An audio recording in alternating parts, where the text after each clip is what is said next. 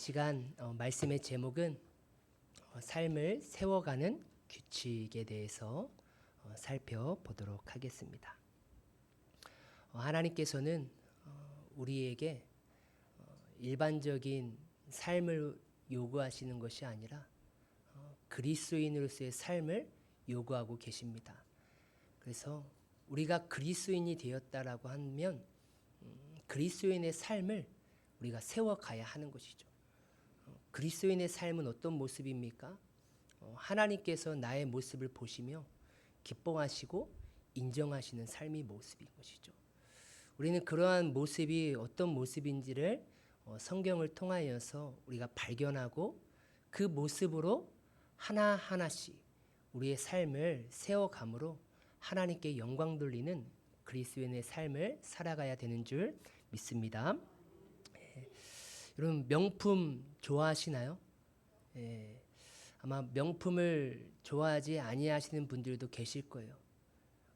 그게 명품에 대해서 뭐 가치를 못 느끼시는 분들도 있겠지만 이게 명품인지 아닌지도 잘 모르시기 때문에 명품을 줘도 이게 명품이야 라고 하시는 분들도 계시겠지만 뭐 대부분 조금 이 명품에 대해서 아시는 분들은 명품을 준다라고 하면 거절하실 분은 아무도 아마 없을 것입니다.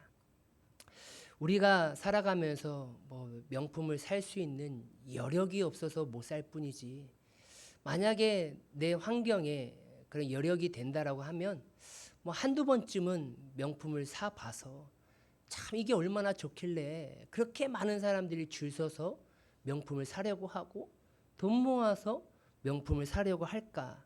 참 그런 것도 한 번쯤은 느껴볼 수 있겠죠. 여러분 하나님도 명품을 좋아하실까요? 고민 안 해보셨죠? 하나님도 왠지 명품을 좋아하실 것 같아요. 그런데 그런 물건을 좋아하시기보다도 그 명품과 같은 그런 명인을 좋아하시는 줄 믿습니다. 그런 가치가 있고 참 품질이 좋은 그러한 명품과 같은 명인을 하나님은 참 찾기를 원하시고 그런 사람을 너무나 좋아하실 것 같아요. 흔히 우리가 생각하는 명품은요, 세계적인 브랜드로서 가격이 비싼 것을 주로 명품이라고 이렇게 생각할 때가 많이 있습니다. 또한 일반 사람이라고 하면 참 구하기가 어렵고 그거 하나 사려고 하면 참 고민해야 되고 생각해야 되고 몇 번 장바구니에 넣었다가 뺐다가 넣었다가 뺐다가 참 수도 없이 많이 고민해야 살 수 있는 게 바로 명품 아니겠습니까? 또 명품도 가격에 따라 다르겠죠. 한 1, 200만 원은 좀 넣었다 뺐다 고민하면서 살 수 있겠지만 이제 몇백만 원, 몇천만 원 넘어가는 것들은 참 우리가 쉽게 구매하기 어려운 그러한 명품입니다. 명품의 가장 큰 특징은 무엇입니까? 많은 사람들은 이거 얼마짜리야? 내 백 얼마짜리인 줄 알아? 그럼 다 가격으로 명품을 평가할 때가 많이 있습니다. 가격 맞습니다. 명품은 비싸니까 명품인 거예요. 싼데 명품이라고 하는 것은 없습니다.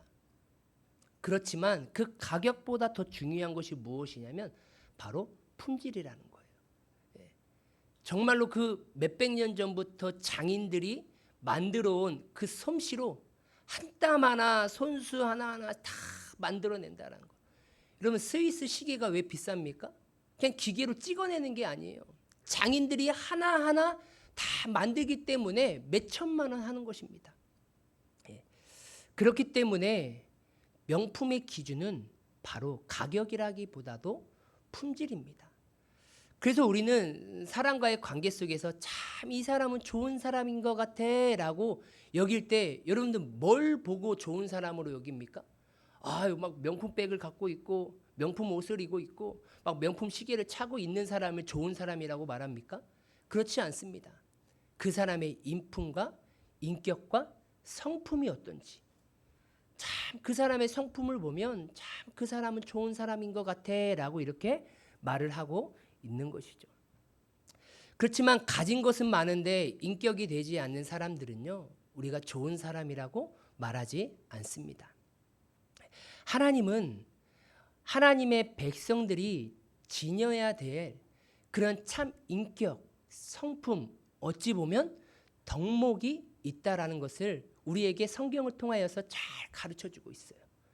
하나님은요, 우리가 명품을 지니기보다도 그보다 더 중요한 다른 사람들에게 영향력을 끼칠 수 있는 그런 아름다운 성품, 그런 덕목을 갖추기를 하나님은 원하시는 거예요. 그러한 하나님께서 인정하시는 아름다운 덕목을 갖추는 그 인생을 하나님께서는 명인이라 부르시는 거예요. 하나님은 그러한 명인을 찾고 계시고 또한 그런 사람들을 통하여서 하나님은 하나님의 나라를 세워 가시는 줄 믿습니다. 여러분, 대부분 많은 사람들이 명품을 사기는 힘들어요. 이것처럼 결코 참된 성품, 인격, 덕목을 소유한다라는 것도요, 참 쉽지만은 않습니다. 하지만 쉽지 않은 것이지 불가능한 것은 아니기에 우리는 반드시 하나님께서 인정하시고 기뻐하실 만한 그러한 성품, 그러한 덕목을 갖추어 우리 그리스도인의 삶을 반듯하게 세워가야 될 줄 믿습니다.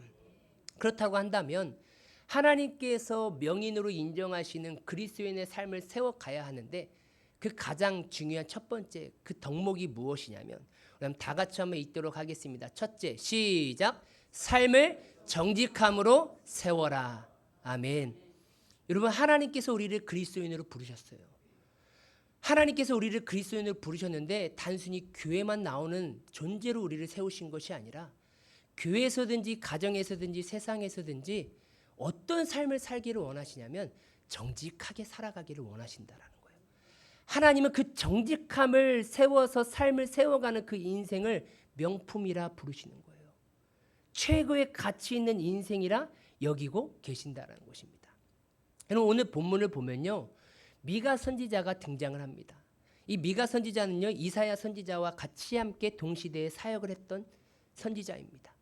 이제 북이스라엘이 막 멸망하기 시작하고 이제 남유다는 이제 히스기야 왕까지 다시 한번 종교 개혁이 일어나지만 하나님이 원치 않는 그런 모습으로 북이스라엘과 남유다가 살아가고 있을 때 이 미가 선지자가 등장을 해서 하나님의 뜻을 다시 한번 하나님의 백성들에게 선포하는 내용들입니다. 그런데 오늘 본문 말씀에 보면 3장에 보면 미가 선지자를 통하여서 지금 이스라엘 백성들에 대해서 그런 고발을 하고 있어요. 그럼 고발이라는 것은 무엇입니까? 잘못된 점을 지금 지목하고 있다라는 것이죠. 그들은 어떤 모습을 고발하고 있습니까? 자, 9절 말씀 한번 보겠습니다. 야곱의 족속 우두머리들과 이스라엘 족속의 통치자들이라고 정확하게 지목하고 있죠. 그 대상이. 야곱의 족속은 지금 누구를 말하냐면 남유다를 말하고 있고요. 이스라엘의 족속은 누구를 말하고 있습니까? 북이스라엘의 통치자들을 말하고 있는 거예요. 그럼 북이스라엘과 남유다는 갈라지기 이전에 하나였습니다. 하나님께서는 아브라함을 통하여서 하나님의 나라를 세우셨고 그 나라가 하나님이 기뻐 받으실 만한 그런 삶으로 살아가기를 하나님은 원하셨죠. 그렇지만 북이스라엘과 남유다는 하나님이 기뻐 받으실 만한 그런 삶을 살아가지 못하고 있었다라는 거예요. 그러면서 북이스라엘과 남유다의 모든 지도자들을 향해 이 미가 선지자는 외치고 있습니다. 곧 정의를 미워하고 정직한 것을 굽게 하는 자들아, 원하노니 이 말을 들을지어다라고 얘기하고 있어요. 여러분, 그 누구보다도 정직하고 진실하게 살아가야 할 남유다 통치자들과 또한 이스라엘의 통치자들이 아니겠습니까? 하나님이 세우셨고 그들을 통하여서 백성들에게 선한 영향력을 끼치라라고 그 권위와 명예를 주었음에도 불구하고 그들은 그러한 모든 것들을 진실하고 정직하게 사용하지 못한 것을 우리는 보게 되는 것입니다. 무엇을 미워합니까? 정의를 미워해요. 그리고 정직한 것을 굽게 하는 자들이 바로 통치자들이다라는 것입니다. 그런데 지금 고발당하고 있는 이 야곱의 족속 우두머리들과 또한 이스라엘 족속의 통치자들은 과연 어떤 사람들이냐라는 거예요. 제가 방금 서두에 말씀드렸듯이 이들은 그냥 세상 사람들이 아닙니다. 미가 선지자가 그냥 세상에 외치는 게 아니에요. 거짓이 흥행하고 불법이 횡행하는 그러한 세상에서 야 너희들 그렇게 살아가면 안 돼 라고 말하는 것이 아니에요. 하나님이 세우시고 하나님이 택한 그 나라 지도자들에게 얘기한 것인 거예요. 그러니 이들은 하나님께 택한 백성들이죠. 하나님의 백성답게 하나님께서 기뻐하시는 삶을 살아가야 하는 존재였다라는 거예요. 하지만 그들은 하나님의 백성다운 삶을 세워가지 못하고 있습니다. 구원받은 그리스도인으로서 삶을 세워가는 아름다운 덕목 중 하나가 무엇이냐면 하나님은 정직함이었다라는 거예요. 여러분 오늘날 미가 선지자가 와서 고발한다라고 하면 어디를 고발하겠습니까?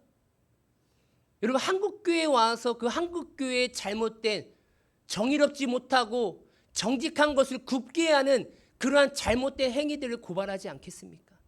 왜요? 하나님이 택하셔서 세운 아름다운 그 교회가 정의를 미워하고 정직한 것을 굽게 하며 살아간다고 하면 그런 사람들이 세상에 나아가서 잘못된 행위를 살아간다고 한다면 하나님께서는 미가 선지자를 보내서 교회에 대해서 고발을 하시겠죠. 그래서 이스라엘 백성들을 하나님께서 구원하시면서 모세를 통하여서 하나님이 원하시는 이스라엘 백성들의 그런 삶의 모습을 말씀하셨습니다. 그럼 다 같이 한번 읽도록 하겠습니다. 시작. 여호와께서 보시기에 정직하고 선량한 일을 행하라.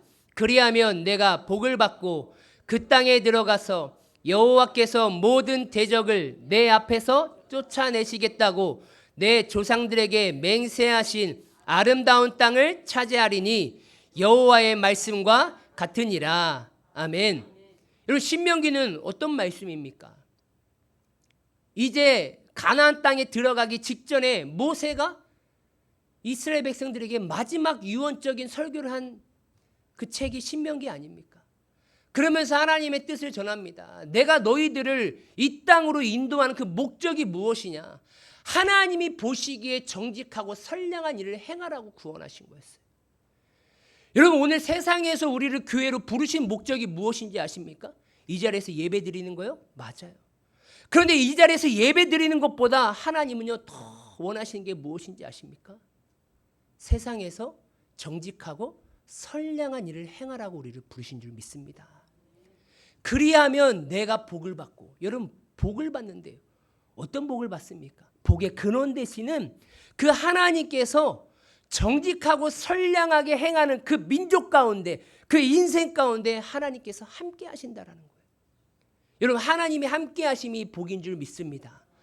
하나님께서 비를 내려주셔야 그 비를 통하여서 얻는 소산을 가지고 이스라엘 백성들이 살아가지 않습니까?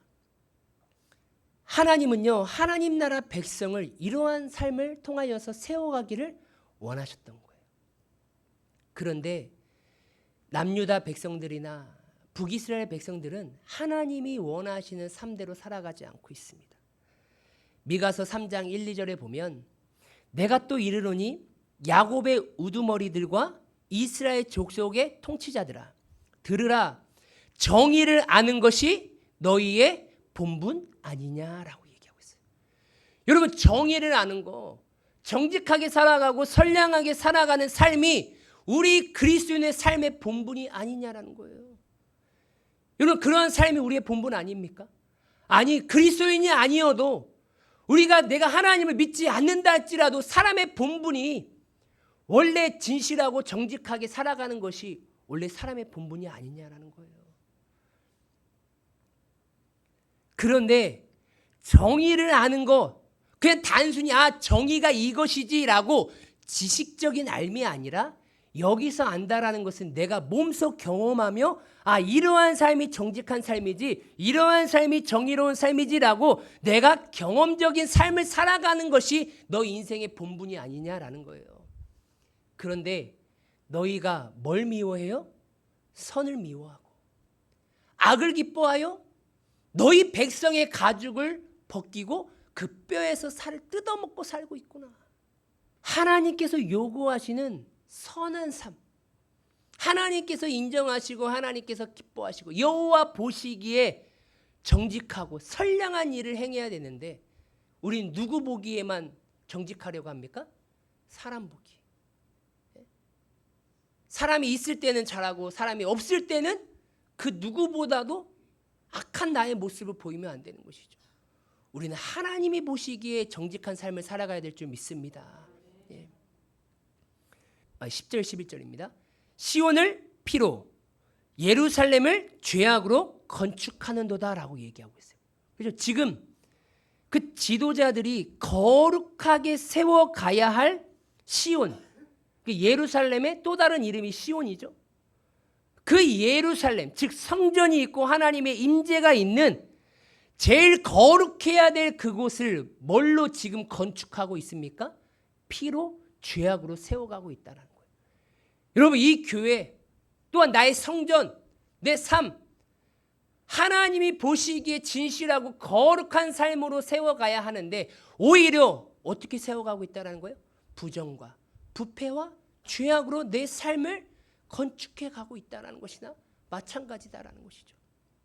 그러면서 11절에 이렇게 얘기합니다. 그들의 우두머리들은 뇌물을 위하여 재판하며 그들의 제사장은 싹을 위하여 교훈하며 그들의 선지자는 돈을 위하여 점을 치면서도 다 같이 한번 읽겠습니다. 시작. 여호와를 의뢰하여 이르기를 여호와께서 우리 중에 계시지 아니하냐 재앙이 우리에게 임하지 아니하리라 하는도다. 아멘. 여러분, 지금 이들의 지도자들의 삶은 어떤 삶이에요? 온갖 더럽고 죄악된 삶을 살아갑니다. 하나님의 영광을 위하여서 재판하는 것이 아니라 자기 뒷돈 챙기려고 재판합니다.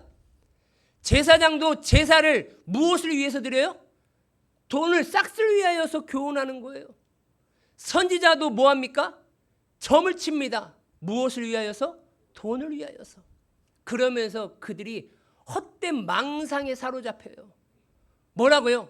그러면서 하나님 앞에 의뢰하기를 하나님은 우리 가운데 계시지 않습니까? 하나님께서 우리를 택하신 민족 아닙니까? 우리는 선민 아닙니까? 그러니 우리는 이렇게 살아도 하나님의 재앙이 우리 가운데 임하지 않을 거예요.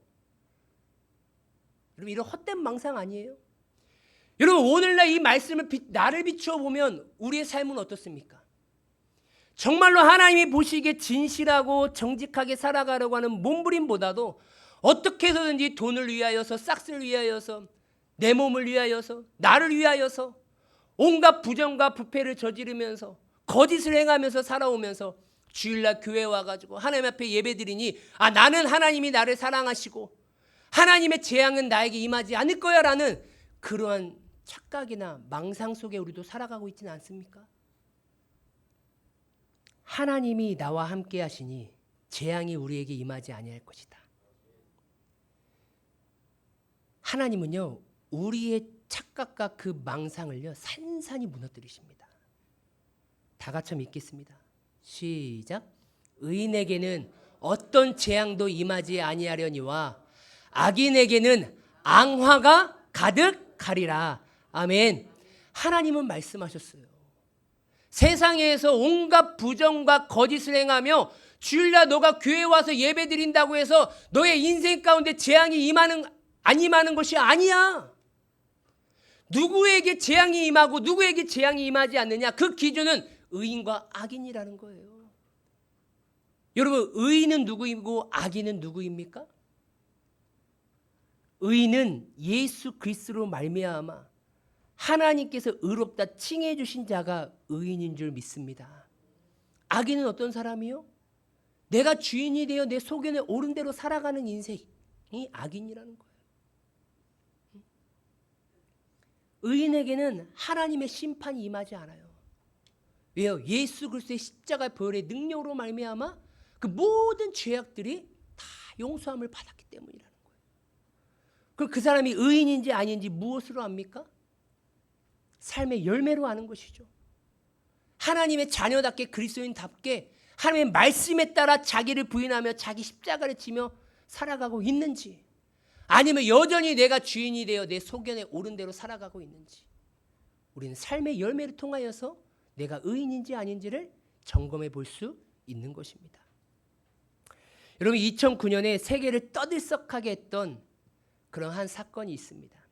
그 사건이 무엇이냐면 도요타 자동차 리콜 사건이었습니다.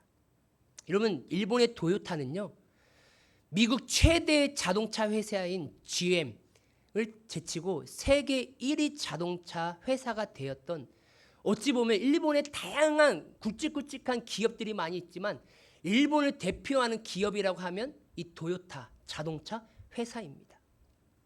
동남아 시장에 보면요, 동남아 가보면 대부분 거의 일본 차가 다 점령하고 있죠. 그리고 일본 차 중에서도요, 도요타 자동차가 거의 80% 이상을 차지하고 있습니다. 그만큼 기술력과 능력이 정말로 대단한 그 기업이 바로 이 도요타라는 기업입니다.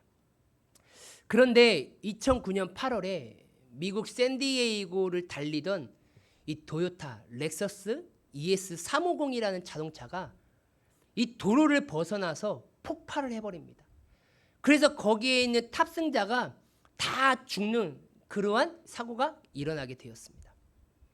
여러분, 도요타의 렉서스라는 그런 브랜드는요, 우리 지금 현대에 또 다른 자동차가 있죠. 그게 무엇입니까?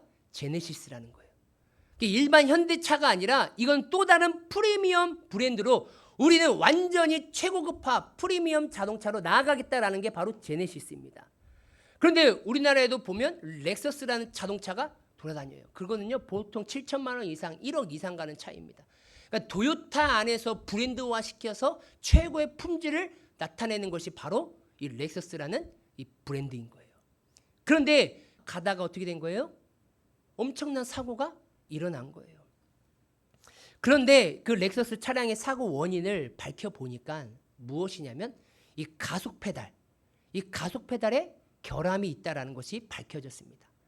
근데 하지만 이 도요타 기업은요, 그것을 자신들의 결함이다라고 인정하지 않으려고 했다는 거예요. 그러면서 이 사고의 원인은 이 가속 페달의 원인이 아니라 그 운전한 사람의 운전 미숙이다라고 이렇게 계속해서 몰아가고 있었습니다.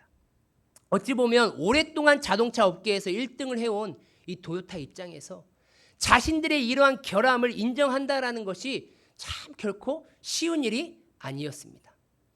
그래서 사고 전문가들은 자동차에 결함이 있으니 이제 그 많은 차들을 다 리콜을 해가지고 불러와가지고 그 문제를 다시 한번 잡아야 된다라고 계속해서 권면을 했습니다. 하지만 도요타의 경영진들은 어떻게 해서든지 이 사건을 축소화시키려고 했고 또한 계속해서 무마시키려고 했지만 결국에는 세계 최고의 기업이라는 그 명성과 이미지를 한순간에 다 날려버리는 그런 계기가 되었던 것이 바로 2009년 이 사건이었습니다.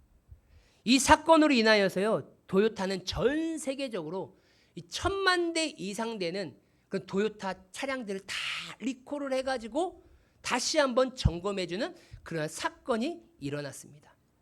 그래서 이 사건으로 인하여서 미국 시장 점유율보다도 또한 전 세계적으로 이 도요타 차량이 약 14% 이상 하락했다라고 말하고 있습니다. 결국 문제가 생겼을 때 그것을 인정하지 않고 적극적으로 해결하지 않아서 정말로 세계 1위의 자부심은 자만심이 되었고 또한 정직하지 못함으로 인하여서 큰 화를 불러일으킨 사건이었다라는 것이죠. 정직하게 그것을 자신의 결함으로 받아들였다고 한다면 다시 한번 더 그 계기로 한 발자국 올라갈 수 있는 계기가 되었지만 그렇지 못한 사건이 되었다라는 것이죠. 반면에 1982년 미국 시카고에 이 타이네롤 독약 사건이 있었습니다. 그 시카고에서 캡슐로 된 이 타이네롤을 먹고 48시간 안에 7명이 사망하는 사건이 일어난 거예요.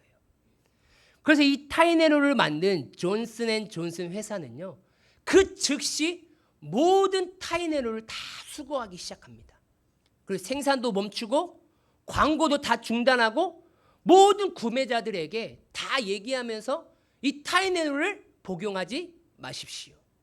그 모든 과정들을 통하여서 많은 지출이 비용이 되었고 또 많은 손해를 보게 되었습니다.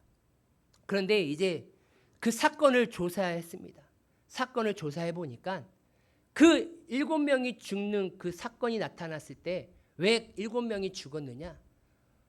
그 악한 감정을 가지고 그 타이네롤 안에 그 청산가리 이 독약을 집어넣은 사람이 있었다라는 것이에요. 그래서 제조사의 잘못이 아님이 밝혀지게 되었던 것입니다. 그래서 존슨앤존슨 회사는 이번 계기로 이 타이네놀 용기를 더 안전한 것으로 바뀌게 되었고 결국에는 소비자들의 신뢰를 회복해서 전 세계적으로 제약회사 4위가 되었다라고 합니다. 이처럼 우리가 살아가면서 정직함, 이 진실함이 얼마나 중요한지를 우리는 세상을 통하여서도 잘 보여주고 있습니다. 세계에서 정말로 손가락 안에 드는 주식 부자인 워렌 버핏은 직원들에게 이렇게 말했다고 합니다. 명성을 쌓는 데는 60년이 걸리지만 그 명성을 잃어버리는 데는 60초도 걸리지 않는다라고 이렇게 말하고 있습니다. 여러분, 우리의 삶이 정직하지 못하잖아요. 그럼 지금까지 쌓아온 모든 것들은 다 한순간에 잃어버릴 수 있다라는 것입니다. 여러분, 그렇다고 한다면 왜 우리는 살아가는 삶 속에서 정직함으로 내 삶을 세워가야 하느냐? 단순히 내가 지금까지 쌓아둔 명성이 없어지지 않게 하기 위해서가 아니라 정직은 내가 믿고 나를 구원하신 그 하나님의 뜻이고 하나님의 성품이기 때문인 줄 믿습니다. 하나님의 뜻이고 하나님의 성품이기 때문에 하나님의 형상과 모양을 닮아 창조된 우리는 그 형상이 회복된 우리는 정직함을 추구하며 살아가야 되는 줄 믿습니다. 시편 25편 8절 말씀에 보면 이렇게 말하고 있습니다. 여호와는 선하시고 정직하시니 그러므로 그의 도로 죄인들을 교훈하시리로다. 아멘. 여러분, 하나님은 뭐 하시다고요? 선하시고 정직하시대요. 하나님께서 말씀하시요. 내가 거룩하니 너희도 뭐 하라고요? 거룩하라라고 얘기하고 있어요. 여러분, 하나님이 거룩하시니 우리가 거룩해야 되는 것처럼 하나님이 선하시고 정직하시니 우리의 삶도 선하고 정직한 삶을 살아가야 하는 것이 마땅한 줄 믿습니다. 그래서 성경은 우리가 정직해야 할 이유를 크게 4가지로 말하고 있습니다. 그럼 첫 번째, 다 같이 한번 읽도록 하겠습니다. 시작. 정직한 사람을 기뻐하십니다. 아멘. 여러분, 하나님은요 어떤 사람을 기뻐하냐면요 정직한 사람을 기뻐하신다라는 거예요. 일 많은 사람, 똑똑한 사람, 뭐 배운 사람 아니에요. 여러분, 하나님이 기뻐하시는 사람은 어떤 사람이라고요? 정직한 사람이라는 거예요. 다 같이 읽겠습니다. 시작. 나의 하나님이여, 주께서 마음을 감찰하시고 정직을 기뻐하시는 줄을 내가 아나이다. 아멘. 여러분, 하나님은 정직함을 기뻐하십니다. 그래서 하나님의 백성들은요 정직하게 살아가기를 하나님은 원하셨던 거예요. 두 번째입니다. 다 같이 읽겠습니다. 시작. 정직함은 성도의 의무입니다. 아멘. 우리가 하나님께서 너희로 악을 조금도 행하지 않게 하시기를 구하노니 이는 우리가 옳은 자임을 나타내고자 함이 아니라 오직 우리를 버림받은 자 같을지라도 너희는 선을 행하게 하고자 함이라. 아멘. 여러분, 하나님께서는요 우리가 악을 조금도 행하지 않기를 원하시는 거예요. 선을 행하고자 하기를 원하시는 것입니다. 여러분, 정직함이 악입니까? 선입니까? 선이겠죠. 그렇죠? 우리가 옳은 자임을 드러내고자 정직한 것이 아니라 하나님은 선을 기뻐하시고 정직한 자를 기뻐하시고 그렇게 살라라고 우리를 예수를 믿게 해주신 줄 믿습니다. 그래서 우리의 삶은요 정직함은요 성도의 의무인 거예요. 세 번째입니다. 다 같이 읽겠습니다. 시작. 정직함이 하나님께 영광입니다. 아멘. 이같이 너희 빛이 사람 앞에 비치게 하여 그들로 너희 착한 행실을 보고 하늘에 계신 너희 아버지께 영광을 돌리게 하라. 여러분, 정직은요, 하나님을 모르는 사람들에게 하나님을 전하는 증거의 수단이 되기도 합니다.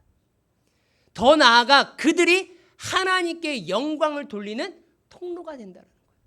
내가 정직하게 살아가면 살아갈수록 그들에게 복음을 전할 수 있는 거예요. 우리 같이 교회 가자. 예수 믿어야 돼. 여러분, 그런 말 안 하셔도 돼요. 내가 있는 그 자리에서 그 누구보다도 진실하게 정직하게 한번 살아가 보세요. 저 사람 누구지? 왜 저렇게 진실하게 살아갈까? 어떻게 저렇게 거짓이 없을까? 어떤 사람이지? 그럼 자연스럽게 교회 다니는 사람이구나. 하나님 믿는 사람이구나. 하나님 믿는 사람이 저런 사람이구나 라는 것을 알게 됩니다. 그러면서 나도 같이 교회 가자라는 말이 저절로 나오게 되는 거예요. 그래서 성경은 우리가 정직하면 하나님께 영광 돌릴 수 있는 삶이 된다라고 성경은 말하고 있습니다. 정직함이 하나님께 영광임을 믿으시길 바랍니다. 네 번째입니다. 다 같이 믿겠습니다. 시작. 정직한 사람은 복을 받습니다. 아멘. 시편 84편 11절에 보면 여호와 하나님은 해요 방패이시라. 여호와께서 은혜와 영화를 주시며 정직하게 행하는 자에게 좋은 것을 아끼지 아니하실 것임이니이다. 아멘. 여러분, 하나님은요, 정직하게 행하는 자에게 좋은 것을 아끼지 아니하신대요. 이 말씀을 붙잡으시길 주님의 이름으로 소망합니다. 세상에 좋은 것도 있겠지만 여러분, 우리가 영적으로 살아가는데 가장 좋은 것을 하나님께서 아끼지 아니하신대요. 우리의 삶이 하나님을 신실하게 믿고 따라갈 수 있도록 나에게 힘과 능력을 주시는 그 좋은 것들을 우리에게 아끼지 아니하고 주시는 분이 하나님이시다라는 거예요. 또한 정직한 자에게 하나님께서 너의 영혼을 보존해 주겠다. 또 하나님의 얼굴을 보는 은혜를 주겠다. 기쁨을 누릴 것이다. 하나님의 사랑을 입을 것이다. 라는 다양한 수많은 은혜의 그러한 말씀들을 다양한 성경 속에서 우리에게 가르쳐주고 있다라는 것이죠. 이처럼 하나님께서 원하시는 우리의 삶은요, 정직함이에요. 그래서 내 삶을 정직함으로 세워가야 하는 것입니다. 하지만 성경은 이렇게 말하고 있고 늘 우리 마음속에 우리의 생각 속에 그래 정직하게 살아가야지 정직하게 살아가야지 라는 것은 알고 있지만 정작 세상에 나아가서 살아가려고 하다 보면 참 진실하고 정직하게 살아간다라는 것이 참 쉽지 않아요. 왜요? 세상이 그런 사람들만 있는 것이 아니라 그렇지 않은 사람들이 더 많기 때문이라는 거예요. 어느 심리학 연구에 의하면요, 사람이 서로 10분간 대화를 합니다. 10분간 대화를 하는데요, 적어도 한 번 이상은 반드시 거짓말을 한대요. 그러면서 10분간 대화를 하는데 평균적으로 2.92번, 거의 3번은 거짓말을 한다라고 합니다. 이처럼 보통 사람들은 자신도 모르게 선이든 악이든 상관없이 거짓말을 하는 존재가 우리의 모습이다라는 거예요. 그래서 모두가 예할 때 홀로 아니요, 모두가 아니요라고 할 때 홀로 예라고 말하는 그런 정직함은요, 그냥 누구나 쉽게 할 수 있는 것이 아니라 그 안에 용기가 있는 사람만이 할 수 있는 거라는 거예요. 여러분, 하나님을 향한 그 믿음, 말씀에 대한 그 용기가 없으면요, 그렇게 살아갈 수가 없어요. 여러분, 예전에 EBS 방송에요, 인간의 두 얼굴이라는 그런 프로그램이 있었습니다. 거기에서 실험을 하는데요, 실험 내용이 무엇이냐면 3개의 막대 길이를 딱 보여줍니다. 그러면서 또 하나의 막대의 길이를 보여주면서 이 막대의 길이와 같은 그 길이가 같은 막대를 찾으세요라는 문제예요. 이거는 저희 세령이도 아는 걸 거예요. 우리 예령이도 한 3, 4살도 다 아는 문제인 거예요. 딱 보면 다 아는 문제입니다. 그런데 실험을 하는데 6명들은 다 짰어요. 그리고 마지막 실험대 대상인 마지막 7번째 대상이 어떤 대답을 하냐, 그것을 살펴보는 것입니다. 자, 한번 어떤 대답을 하는지 영상으로 한번 살펴보도록 하겠습니다. 자, 영상 보도록 하겠습니다. 학생들은 시지각에 관한 문제를 풀기 위해 방송국에 왔습니다. 출제자가 학생들에게 아주 간단한 문제를 보여줍니다. 다음 A, B, C 세 개의 선 중 옆에 그려진 X선과 길이가 같은 것은 어떤 것일까요? 정답은 물론 B입니다. 여기 지금 화면에 보시면 알겠지만 문제가 너무 쉬운가요? A, B, C 기억력 테스트하고 이런 게 그런데 이 방에는 함정이 숨어 있습니다.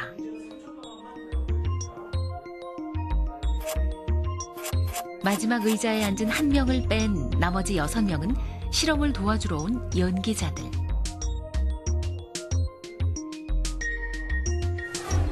여섯 명의 공모자는 미리 짠 대로 줄줄이 틀린 답을 댈 겁니다. 마지막 7번째 의자에 앉은 단 한 명의 실험 참가자. 그들은 과연 소신껏 정답을 말할 수 있을까요?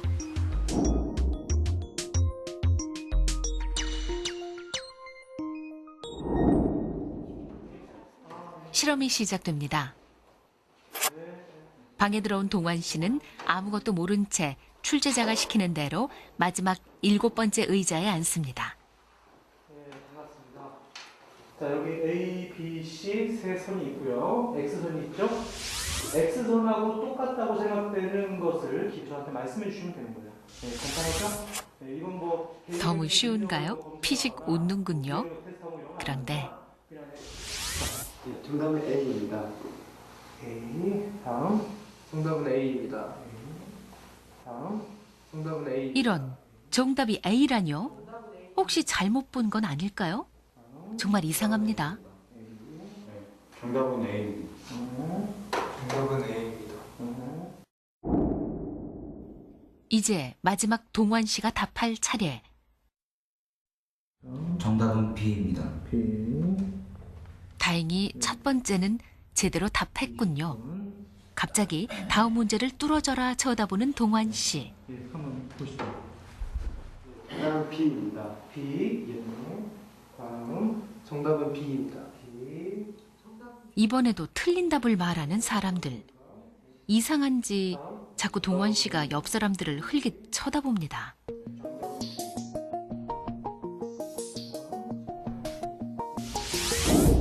또 동환 씨가 대답할 차례군요. 이때 6명의 공모자는 미리 짠 대로 일제히 동환 씨를 쳐다봅니다.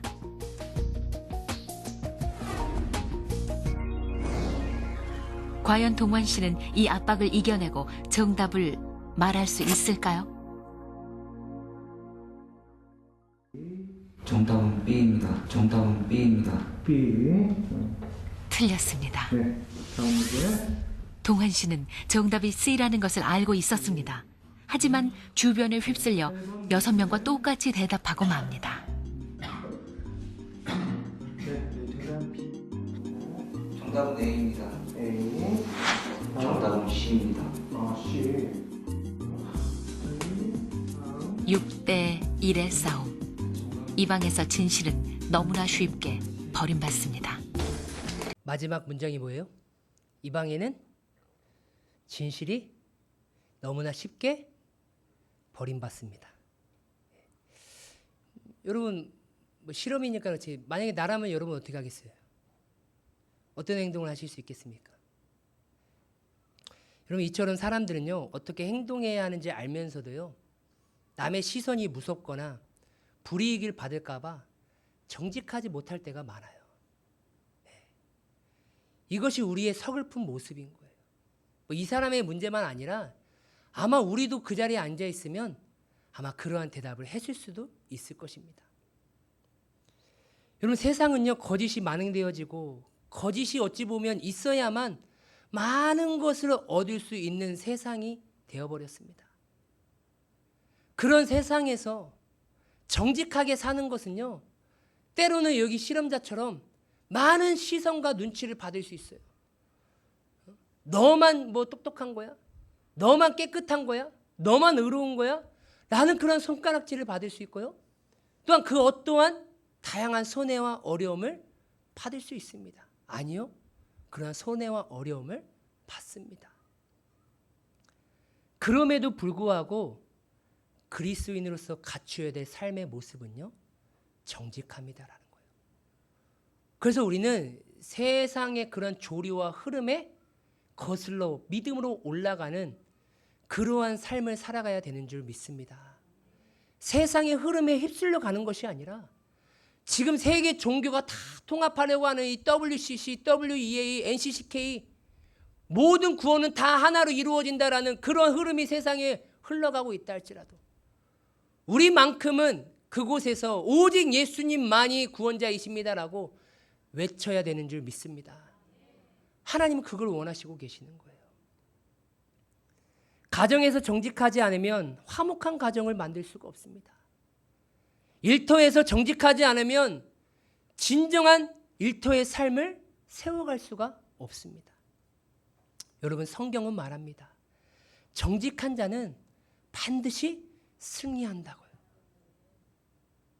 누가 승리한다고요? 정직한 자요. 여러분, 우리가 하나님 앞에 정직하고 사람 앞에 정직한 자가 되길 주님의 이름으로 소망합니다. 다 같이 한번 읽겠습니다. 시작. 악한 자의 집은 망하겠고 정직한 자의 장막은 흥하리라. 아멘. 여러분, 정직한 자의 장막은 흥한 거예요. 하나님은 정직한 자를 절대로 버리지 아니하심을 믿으시길 바랍니다. 정직하면 하나님이 함께 하시기에 하나님께서 부어주시는 은혜와 복을 받아 누릴 수 있게 되는 것이고 또한 진정한 자신감을 얻어서 결국에는 승리하는 삶을 살아가게 된다라는 것이죠.